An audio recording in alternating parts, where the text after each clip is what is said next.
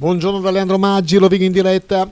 Fervono i preparativi per il Natale, luminari in tutti i paesi e le città del nostro Polesine, ma soprattutto qua a Portoviro. Un colpo d'occhio formidabile in questa piazza della Repubblica, una delle più grandi piazze del Veneto, e naturalmente per capire cosa stanno facendo, visto che stanno scorrendo le nostre immagini di questo villaggio di Natale, lo chiediamo all'assessore alle attività produttive, Alessia Tessarin. Buongiorno Assessore. Buongiorno a tutti gli ascoltatori di Rovigo in diretta e sono qui per raccontarvi il nuovo Natale di Portoviro. Quella di quest'anno è una vera e propria scommessa. Abbiamo scommesso su Piazza della Repubblica, la piazza più grande da Ferrara a Venezia e purtroppo dimenticata in questi anni. Io ho voluto scommetterci e spero che questa scommessa mi dia ragione.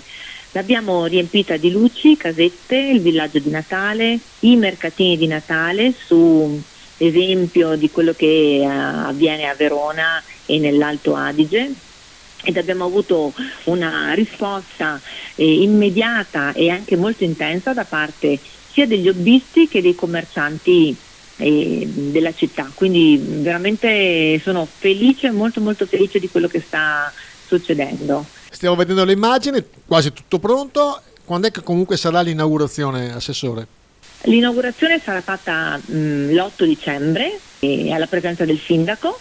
Avremo i mercatini di Natale, avremo il villaggio che si illumina, Babbo Natale che aspetta i bambini insieme ai folletti per raccogliere le letterine e aspettiamo tante persone per venire a passeggiare, per venire a pattinare su una pista del ghiaccio quest'anno splendida grazie alla collaborazione di Angie Evans, e quindi insomma, è tutto nuovo. Avremo tra l'altro novità del momento, anche un trenino che girerà per la città 3 giorni consecutivi per portare le persone da un capo all'altro della città e per far muovere i bambini.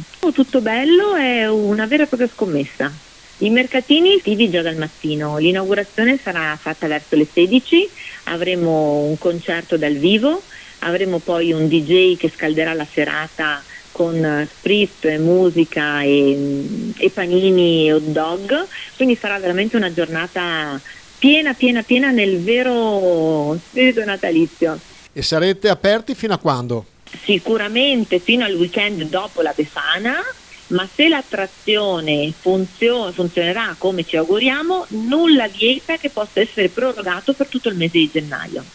I commercianti hanno partecipato in grande misura e aiutando l'amministrazione negli allestimenti.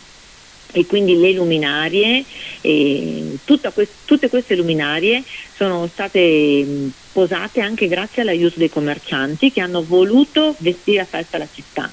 Quello in cui io credo è che una città viva sia la giusta miscela per dare forza al commercio. Noi dobbiamo cercare di tenere in città i nostri cittadini e di attirare persone dalle città vicine in modo tale che le attività produttive possano trarne giovamento. Oltre ai commercianti, abbiamo avuto delle imprese locali che ci hanno sostenuto con degli aiuti economici importanti e anche degli aiuti fisici importanti, nel senso che hanno collaborato. Quindi noi ci auguriamo di essere la città più illuminata del Basso Polesine.